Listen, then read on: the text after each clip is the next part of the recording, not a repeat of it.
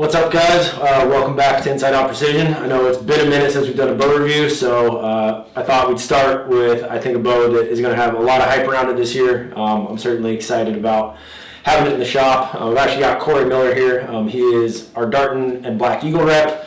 He's in the area, and I thought he'd be a really good feature in this video to kind of give you guys an idea of the changes that they made, what the goal behind those changes is, and kind of where Darton as a company is headed. So, as usual, we're going to go over all the technical specs, kind of, like I said, some of the new features. I've done a speed review, as usual, with arrows ranging from 525 to 350 at a 30 and a 28 inch draw length.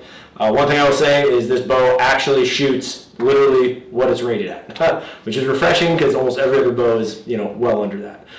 So, technical side of things first here. As the name would suggest, this is the Sequel 35, so it is a 35 inch axle to axle bow. Comes in with a 6.3 inch brace height, but not a lot of reflex in the riser, so you still get a good forgiving feel. The bow is not torquey at all. IBOs at 3, or maybe it's ATA now. What are they doing with that? I still go IBO. Yeah. Anyway, it's rated at 331. They do have a new speed mod that comes with the bow, with the owner's manual. That will pick you up about 4 to 6 feet a second. The draw length range on this will go from 26 to 31.5, which is awesome. Really wide range of draw length there. So it's going to fit 99% of the guys that come through the door. Available in 50, 60, 70 pound peak weights. 82. Oh, and 80 now. Yep. So for those of you that want to feel like a man on Sunday morning, you can pull your 80 pound bow while you're drinking coffee. The features on this bow are really cool because they make the tuning process really simple, and they're features that actually, they're not gimmicky, right? They actually serve a purpose. So I'm going to let Cory kind of take over on what some of those new features are from last year's models, and get you guys an idea of what they've come out with and what they can do for you. Yeah, so last year we did really well with the Sequel 31 and 33, and so this year we actually introduced the 35. So we will have this combination will be still available in the 31, 33, and 35 with all these new features for 2025. So some of the things that we did were kind of minor changes, but they were important things that we did want to address and change. First off, like our grip plate was a lot thinner, kind of had some flex to it, so we addressed that. Now it's all a machined piece of aluminum, really nice, clean, new font on the word Darton on there. Moving down on that, or moving up to the cam, we did laser etching, all new anodizing. The cam got cleaned up, it looks a lot cleaner. You can see there's not really machine marks on it, got really upgraded, nice looking. We also, on the rest area, instead of just having the integrated dovetail, now we also drilled and tapped that for Hamsky, or I guess QAD and ripcord all make a dovetail. So gives us another option for an arrow rest. On the sight side of things, we did add another mount for a lower set on the sight. Some people anchor pretty high in their face, so having that lower spot to get the sight to start lower was a nice thing to add to that. And then we kind of go into the techie parts, which to me was like the biggest, most important thing to make a bow easy, tunable, not only for the dealers, but for the consumers if they want to tinker on bows and do some stuff. So the first thing was we did this harness system, which is our timing system. So the neat thing on this is it's not on a thread. This post will just spin, so we can add, all we're doing is adding or taking out a twist of a cable. Instead of putting the bow in a press and taking a cable off and putting one twist or a half a twist in there, I can go a 16th of a turn. I can really micro fine tune my timing and not have to put it in a press, because every time we use a press we're really kind of a liability of squirting out or cables coming out of the track. Something can always kind of go wrong with that. So that was our timing, and then we went to a new limb pocket tuning system on our limb. So what this does is we have two spots on here, which is basically what we're doing is changing the deflection on a limb. So a lot of your limbs will have a stiff or a weaker side of a limb. to allow the lean or take out the lean that goes into a bow. And so when we get different draw lengths, different poundages, risers flex, and then we put hand pressure into the bow, and so things move. So what we used to be able to do is shim a cam or slide a cam back and forth to either induce more lean because the riser is flexing a different direction. So now what we're doing is, instead of like pivoting a pocket, we're keeping that pocket square, and we're just going to induce a higher load on a limb, which will allow things to square up. The nice thing on that, we're not moving the cam back and forth, so the cam's going to stay down the middle, the arrow's going to stay down the middle, the pocket's going to stay square, and we can micro tune it. We can do just little bits at a time. It's tuned out really good. I think you've got to play with it. Yeah, so honestly, we took them out, these little knobs, these little bolts. First, we just took them out. I mean, just leveled the arrow. You know, we were running like a little AAE Hawkeye on there. It shot a bullet hole first shot, but then we cranked them all the way down on the right side and shot it and see how far that moved the tear. I think if you're cranked all the way on one side, if it's shooting a bullet hole in the neutral position, we could correct, I don't know, probably a 5/8 of an inch tear. So edge to edge, you've got, 1.25 inches probably, which is a lot of, correction there.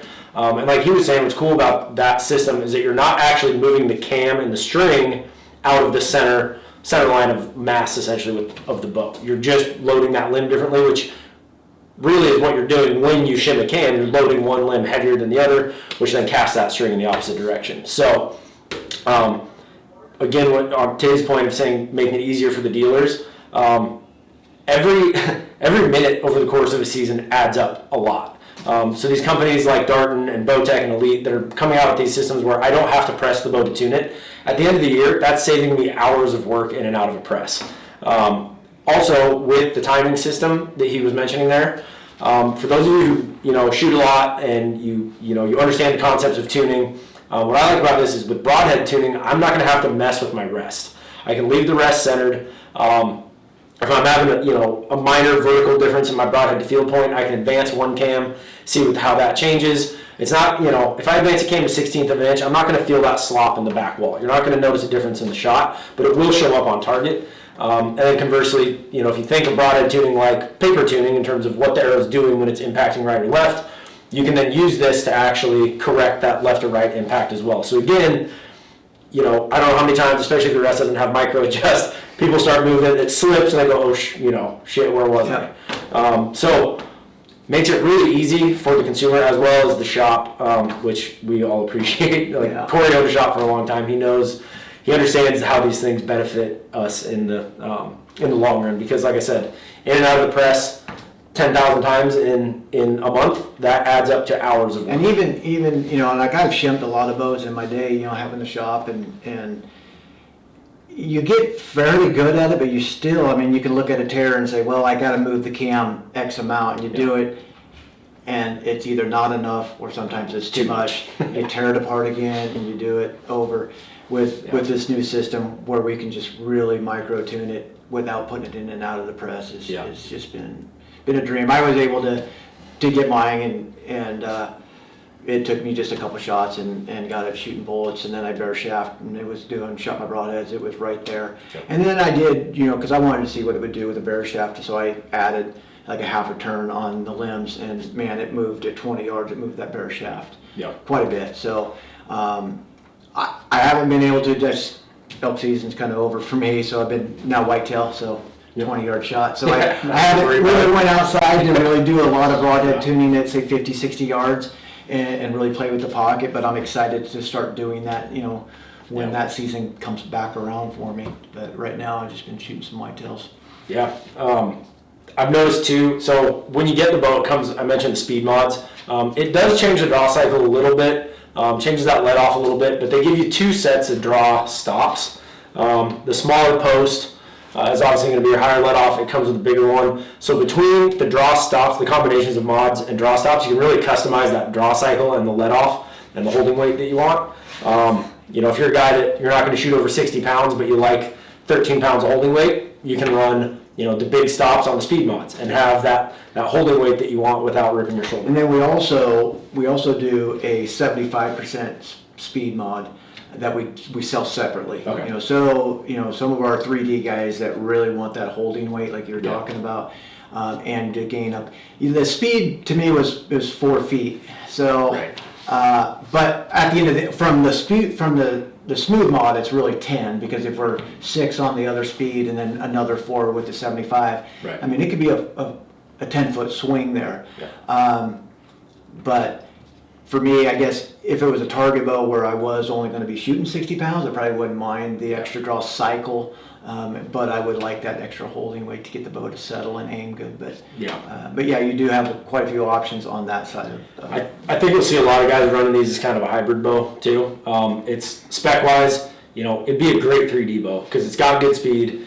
The geometry of the riser is going to give you the forgiveness, and it's 35 inches. Like I shot the RX-8 Ultra this last year, and they say it's 34. It's more like 34 and a half, and the difference between a 33 and a 35, you're talking, an inch on either end of the bow. So when people say, oh, it's going to hang up in brush, if you're hanging up with a 35, you're going to hang up with a 31 or a 33. So if you're looking for a bow that can really do it all, like he was saying, in the off season, you're shooting a winter indoor league or 3D league or something, drop the weight down to 60, put the 75% mods on there. You're not going to change the feel of the bow a whole lot, but you're going to save your shoulder when you're doing, hundreds of arrows a week. So really just a do-it-all bow. Kind of going back to like what you were talking about on stability too. So this is 34-inch axle-axle. And axle-axle number, I think, isn't as defined as a go-to as much anymore, because the way that the limbs have changed, the way the cams have changed. So what makes a bow stable is riser length, because this is a big piece of aluminum, which is going to take more energy to move that riser. Yeah. It's a 34-inch riser out of a 35-inch bow, and we have 1 inch of reflex in this, so it wants to point. So even though we got a 6.3 brace height, the brace height there again can get skewed too, because if you're bringing the riser to the string, that's where it can get torque. If we're bringing the string to the riser, the bow's still going to point very, very well, and that's what we've done with this bow also. We've brought the string into the riser, kept a neutral riser, so it points on target really well. Yeah, and that's definitely the trend you're kind of seeing right now. Like if you guys watched my videos last year, I talked about that, how, a long time ago, all the limbs were, longer. To get a shorter brace height, like he was saying, they put more reflex in that riser. So when people talk about brace height being more forgiving, it gets confused sometimes. The microseconds that the arrow gets off the string with a 7 versus a 6-inch brace height is not what's giving you the forgiveness. What's giving you the forgiveness in a 7-inch brace height is the lower reflex in the riser. So with these shorter limbs at the angle they're laid back, you're able to keep the power stroke of a shorter brace height bow, but get the forgiveness of a longer brace height. The better the bow points, the better, more accurate it is. And same thing going back to a shorter axle-to-axle bow. What we used to do in the day was keep a 19-inch limb, and we made the risers very short. I mean, I remember seeing risers that were like this big. It had no stability left to it, and a short bow back then was like 36, 35, and we're like, man, these short ones just don't shoot. Well, we just had a big 19-inch limb and a 14-inch handle, so there was no stability left in the bow. Yeah, we have the 31, which I'll do a review on soon. It's got literally all the same technical features of this. It's obviously just in a 31-inch package. We don't have the 33 yet. I think the 33 and the 35 will probably out west here be the most popular models. So now we'll get into the speeds. I mentioned earlier that this bow actually literally shot within 1 foot a second, actually over of what it's rated at. So again, the first here is going to be at a 30-inch draw length. It was right at 70.1 pounds. So 525 grain arrow, 273. 485 grain arrow, 283.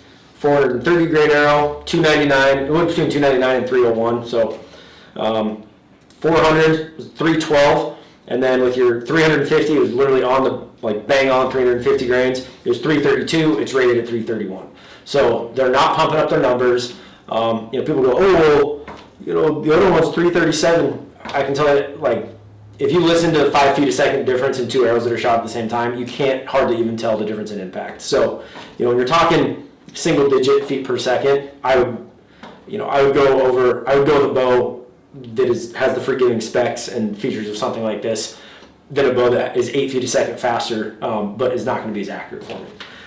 So then I dropped the mods, and again, this is all 70 pounds, like how it comes out of the box. So 85% let off.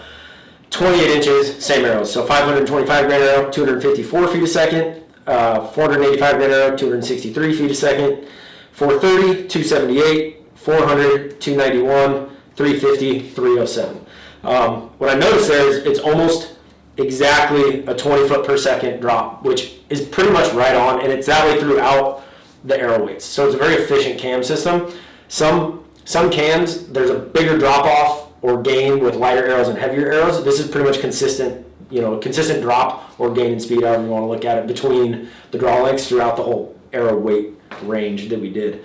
And that, generally people say, yeah, it's about, 10 feet a second per inch. Per inch. So this, pretty much spot on in the industry standard. So lots of cool features on this bow. I think we're going to do well with these. I mean, if you've listened to my videos in the past about Darton, the company has been around for a long time. You may notice these cams here. People say, oh, that was a PSE cam. Well, guess who made PSE's cam? Oh, it's a Bowtech cam. Guess who made Bowtech's cam? So Darton would come up with technology if I'm... Yeah, and so we basically license the technology. Yeah. They kind of still do their own version of the cam, right. How their draw cycle is going to be and how efficient the cam can be. Yeah. But the premise on how the cam works is our technology that we've had and licensed with a lot of the companies. Yeah, so, you'll see a lot of bows going to this harness with this I guess you call it a yoke. Yep.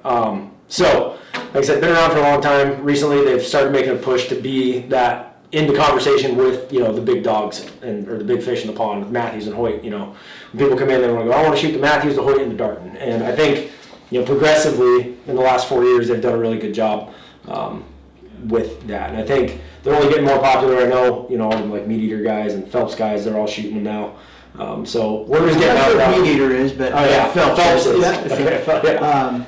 But yeah, the Phelps crew, they're shooting the bows. They actually shot them last year, and they just wanted to shoot them and see if they worked, and everything worked really good to their likings, and they're on board with us again this year. We do. This is our Folds of Honor bow. Yeah. So we also do this in the 31, 33, and the 35. So it's a Folds of Honor edition. So it's a multi-cam camo, Folds of Honor, limb decals on there, and then we take a portion of our profits and donate it to the Folds of Honor. So we're not upcharging to the dealer or to the consumer for that. It's the same price across the board if you want a black bow or a Folds of Honor bow. Yeah. But we'll take some of our proceeds and donate that to the cause. It's kind of cool just because I haven't seen multicam, I think, on a bow. I don't know if I have, or if I did, it's been a long time ago. Yeah. So it's kind of a cool, unique looking camo. I know the old school camos are coming back. Yeah. So we do King's Camo XK7, and then we do a Vooney Ursi for camo, and then we do a flat dark earth brown, black, OD green, and a stone gray. Yep. I got a stone gray in my 31. I like the stone gray. It's kind of a cool looking gray, good looking bow. Yeah, the fit and finish on everything has definitely improved a lot in the last couple of years. Yeah, I mean, if you look for when we bought Darton and all the changes that we've been making, I feel like really big changes and very good changes to now. I mean, there's always going to be some room that we can maybe do, and right now I think we almost hit the perfect home run. I guess if we lost anything, would have been maybe a pick rail. We could have maybe addressed that, but there's next year. And we did a really good job with our Consequence last year, which was our mid-price point bow, and really kind of got our name out there going. And I actually elk hunted with the Consequence. I love that little bow. It's 29-inch axis, 7.5 inches of brace height. Yeah. Fun bow to shoot. And this retails at? This retail, the 35 is $12.99, and then the 31, 33 are $12.49. Cool. So we're able to keep the cost down, in my opinion, which is always nice. Can spend that money on some arrows, hopefully black. Yeah.